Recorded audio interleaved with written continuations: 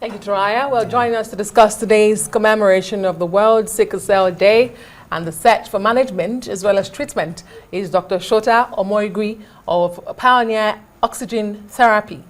He's joining us via Zoom from California.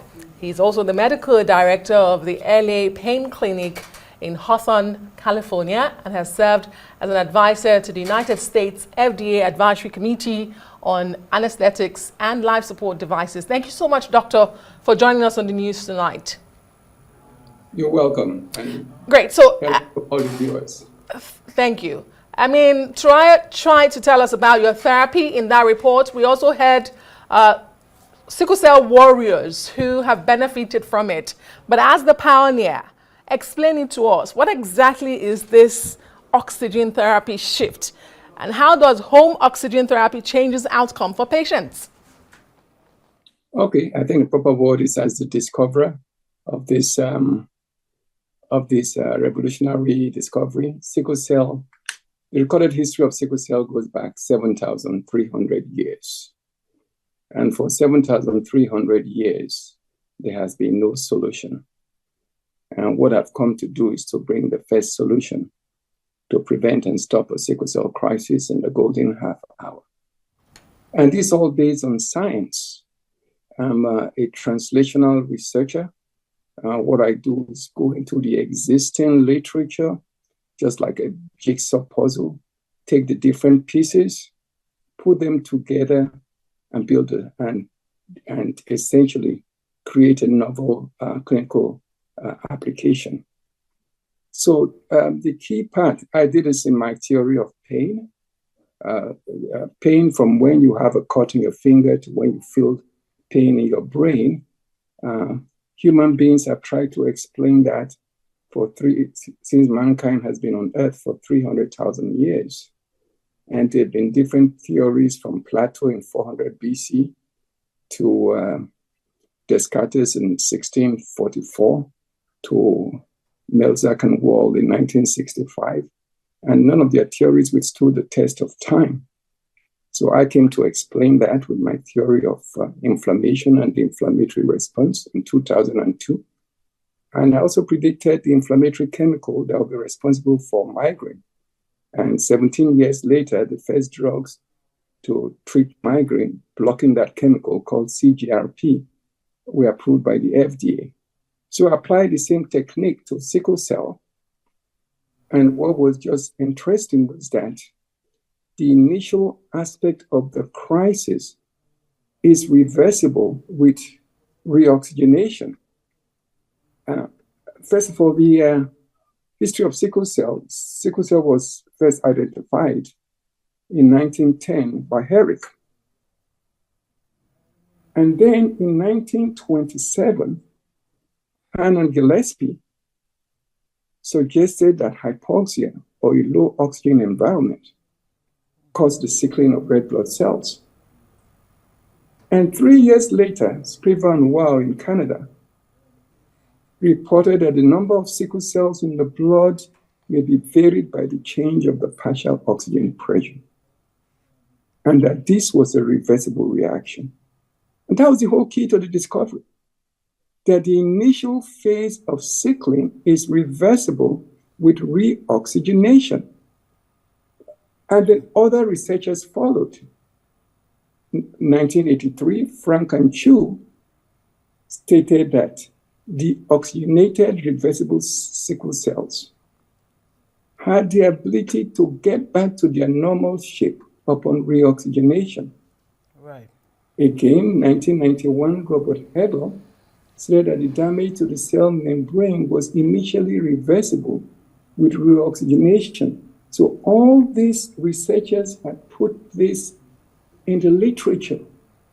Even in 2015, Melanie Gonick in MIT published a video, it's on YouTube, it's called In Predicting Behavior of Sickle Cells. And this was being used to analyze the development of anti-sickling drugs like anti-urea, like hydroxyurea. Okay, Dr. Omoigui, if you can hear me, if I can come in here. Unfortunately, we don't have all day. I mean, this is an amazing breakthrough, definitely. But, I mean, tell us about this oxygenation. I mean, how is it different from the regular oxygen that we all breathe in? I mean, for a layperson like myself, wondering, oxygenation, what exactly does that mean? And how is this, I mean, number one, is it a treatment or a cure? And how is it different from gene therapy and, of course, bone marrow transplant? Okay, first of all, as you were talking to me, you're breathing in oxygen, okay?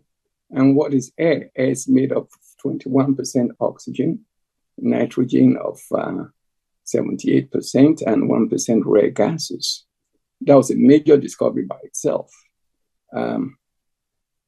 But when you're using an oxygen concentrator, which is a machine that is almost like a mini oxygen plant, it takes in air, removes nitrogen, produces oxygen. When you're using a nasal cannula at 1 liter per minute, instead of 21% oxygen, you are inhaling 24% oxygen. At 2% liters per minute, you are inhaling 28%. So just a little bit. And this oxygen is no different from the oxygen you get in the hospital.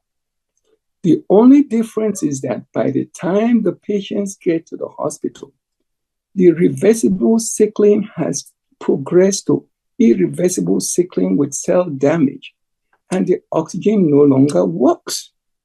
And that is why sickle cell disease confounded modern medicine for more than 100 years, because doctors in the hospital said, my goodness, the oxygen is not working.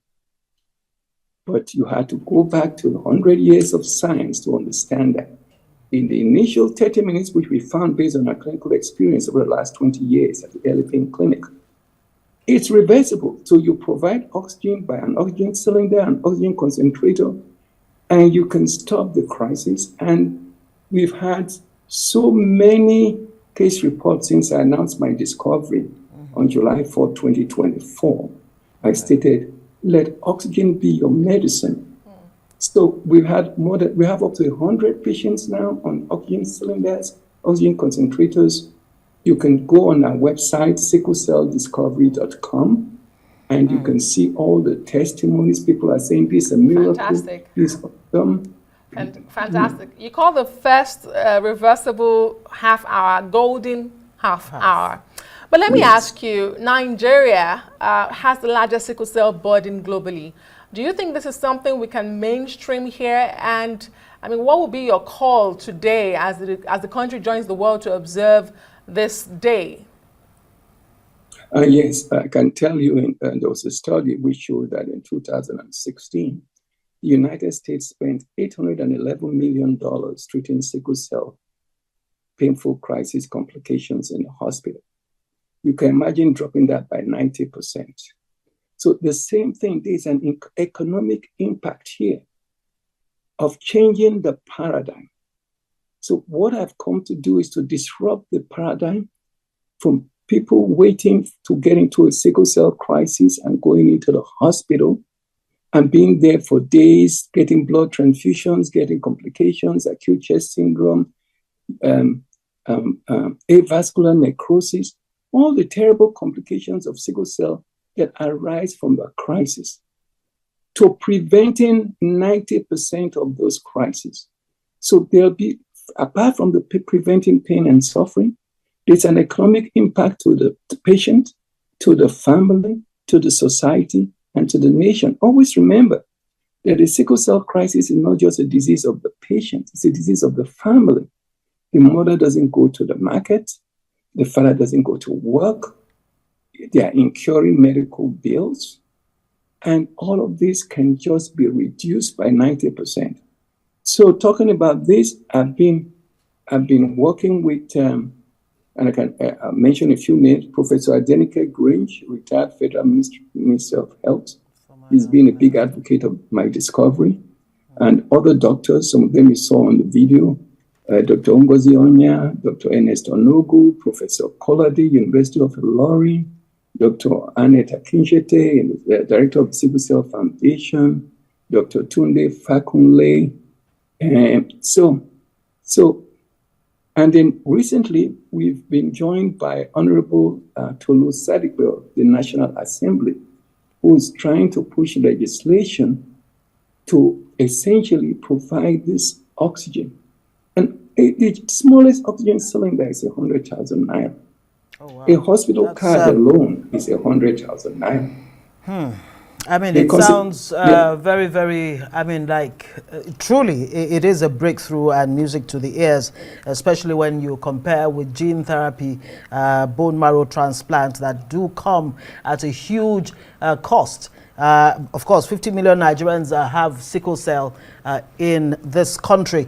Thank you so much for your work. But very quickly, I want to ask, are there any side effects to this oxygen in the golden half? And is it every sickle cell carrier that can actually benefit from this treatment, or are there exemptions? No, not a carrier. You mean a patient, somebody with a full sickle cell. No, actually, there was a study by Legono et al. Whereby they used oxygen for patients, children from 5 to 15 for 5 years, and they found no side effects. And this is what I say. I compare my discovery to the discovery of insulin for diabetes. In 1921, Banting and Best isolated insulin.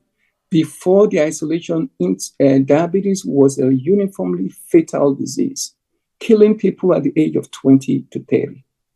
With insulin, it became a manageable disease. So with my discovery with home oxygen in the golden half hour, sickle cell is now a manageable disease. They don't need to be called warriors anymore. They are no different from diabetes. And I'll remind you, we don't cure high blood pressure. We manage it. Right. We don't cure diabetes. We manage it. So for the first time in history, we're going to be able to manage sickle cell. They're going to be able to live normal lives. All they need to do is whenever they don't feel well, sleep with oxygen. Now, I also want to mention a couple of points. Yes, please. Very quickly. Very quickly. Yeah, the most dangerous time for a crisis is during sleep. This is because we call that a phenomenon of nocturnal hypoventilation. Now, most people with a normal hemoglobin, sleep is restful for them. But in patients, everybody has some shallow breathing during sleep. But in patients with sickle cell, sleep is dangerous because the shallow breathing causes a low oxygen environment and brings them at risk of a crisis. So we advise that if there are any daytime stressors, and physical, environmental, physiological, intellectual, studying, for example, just sleep with oxygen. Okay. And you'll never wake up in a crisis. Another dangerous place is air travel. Yes, because of the air pressure. Thank you so much, Dr. Sota Omoigui, and we do thank you for the work you're doing, the discovery of the oxygen therapy. Your website, again, is sicklecell.discovery.com, I believe it is. Correct. People can go there to find. Great, can go there to find out more information. But we must thank you for being on Newsnight tonight. We do appreciate your time.